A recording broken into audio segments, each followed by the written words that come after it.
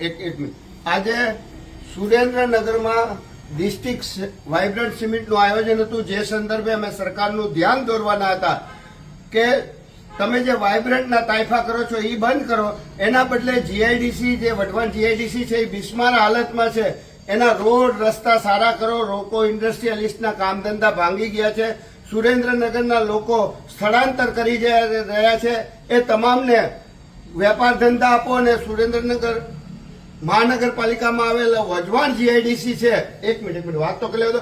Wadhwan GIDC છે, એના road રસ્તા બિસ્માર હાલતમાં છે, ગંદકી છે.